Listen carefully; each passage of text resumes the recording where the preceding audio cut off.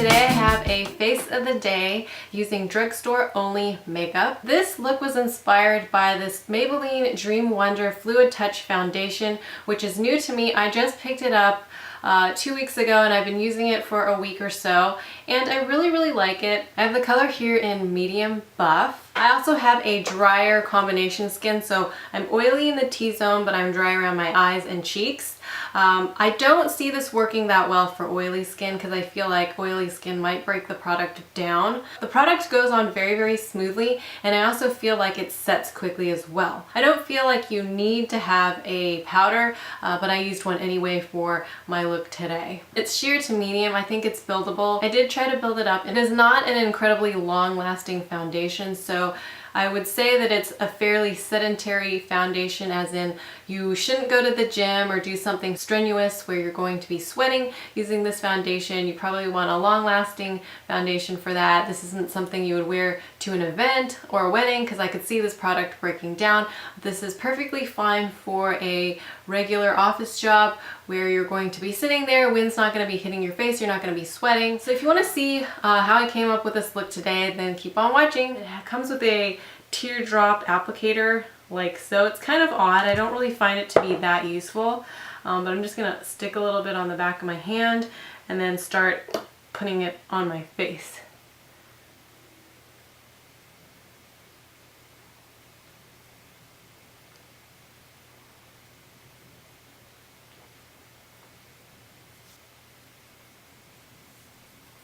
Okay, so I'm going to go ahead and put the rest of my makeup on. I'll leave the camera on just to hang out some more because I haven't done that in a while either. So here I have my MAC concealer. I'm just going to stick a little bit underneath my eye because I feel like I have dark circles.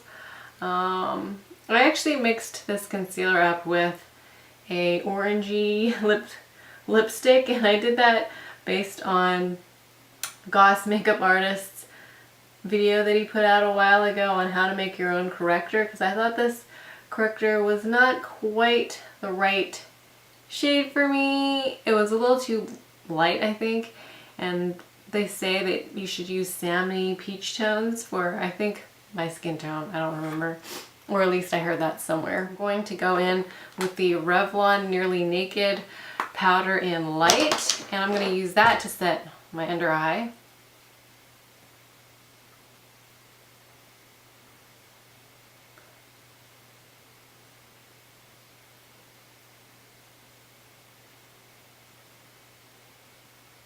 For the rest of my face, I have the Revlon ColorStay pressed powder, and this is in medium. I don't actually like this one that much. You're probably like, so then why are you using it? It's just in my weekly makeup basket. Oh, hair shit right there. So that's why it's in there. I mean, I don't dislike it. I just don't feel like, if you have oily skin, this is not going to do it for you. But since I have dry skin, I think this one is okay. And this foundation also doesn't really need a powder that will set it. If that makes sense. No, it didn't. And then for my blush, I'm going to go in with the NYX Dusty Rose. Now, I opened this one pretty recently, but I like it a lot. I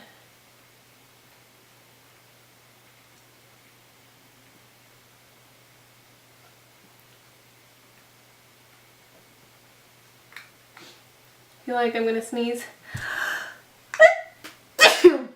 Oh my gosh, I totally just sneezed. Thank goodness I closed my makeup. Pardon me. My eyelash extensions are starting to come off. I've been wearing extensions for 3 months. I got them refilled twice. I put them on originally and got them refilled 2 times. So it's been 3 months. I think I'm going to take a little break because I want to start wearing mascara again. I kind of miss it. The nice thing about this shade is that it's kind of hard to go wrong with it. And on top of that, I'm going to put on a little bit of Jordana Rouge over top of that. Jordana Rouge just gives a nice slightly pinkyish tone to the cheeks, like a frostbitten.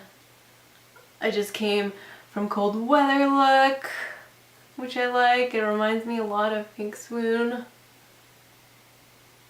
Max Pink Swoon, which I love. And so now I'm going to go in with my Revlon PhotorReady Bronze in Chic. This was in my Project Tin Pan. Look at it. Obviously not going to finish that one. It's already November. There's no way I'm going to finish this one in a month and a half. There's just no way. This one I feel like makes me slightly orangey. Tell me what you think. So here I have it on this side, but not on this side yet.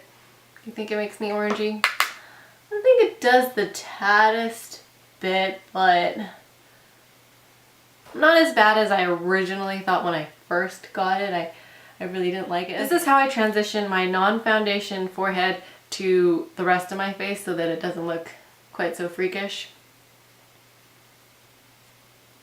So I mean, I guess I shouldn't say non-foundation. I mean, I'm still wearing makeup. It's just powder makeup. I don't like to put liquid on my forehead because I personally think that that breaks me out. Like every single brand I've tried, high-end, low-end, if I put foundation on my forehead, forget about it. I'm getting a zit no matter what. And you know what? I'm okay. I don't want zits. So I just know that about my skin. I learned what works and what doesn't work for my skin. And I learned liquid foundation on my forehead clearly doesn't work. I have a Maybelline haul which I need to do, but I've been so busy lately.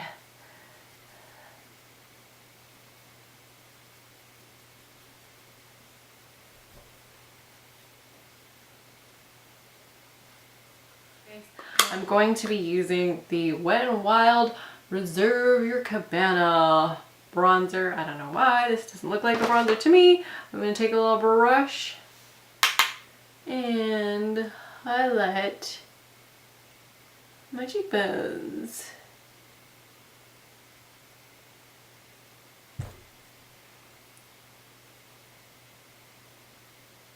I really like this one as a highlight. I wanted to do an entire drugstore face with the exception of my primer. I haven't found a drugstore primer that I like yet. The e.l.f. Lip Lock Pencil as my lip primer.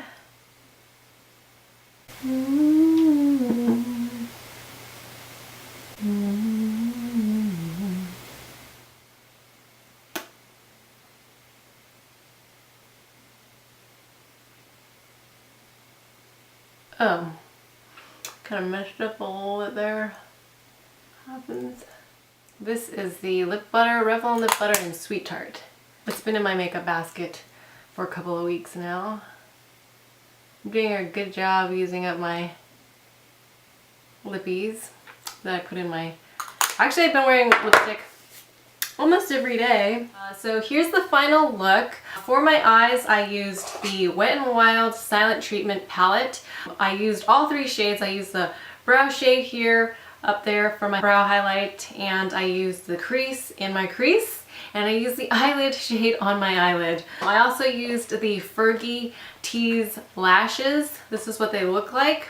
This is part of one that I had cut off because I don't use the whole thing, otherwise it would just be too long for my eye. They work okay for me. The problem with me for these lashes is that I have a fairly curved eye, and even though they're curved in the packaging, once you pull it off from the plastic, it kind of goes straight. So with my eye being curved and me trying to put straight lashes on, it doesn't really work. So I think you can kind of see that it's pulling my eye a little bit. So it's changing the shape of my eye, which makes me look like I feel fake or very unnatural, so I don't like to do that. But I have that problem a lot with lashes, so a lot of strip lashes actually don't work for me. This is not a knock on the product itself, I'm just saying how come it doesn't really work for me. I have a couple more of these Fergie lashes.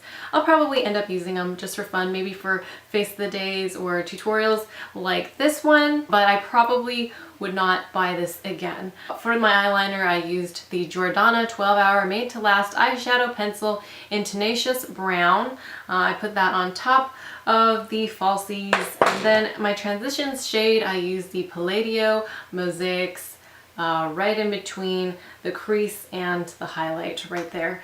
So thank you guys for joining me on my Face of the Day drugstore makeup, and also my little mini review of the Maybelline Dream Wonder Fluid Touch Foundation, and this is in the shade 80. Thank you guys for watching, and see you next time. Bye! Okay, and so this is how I transitioned my non-foundationed forehead to sort of ow. the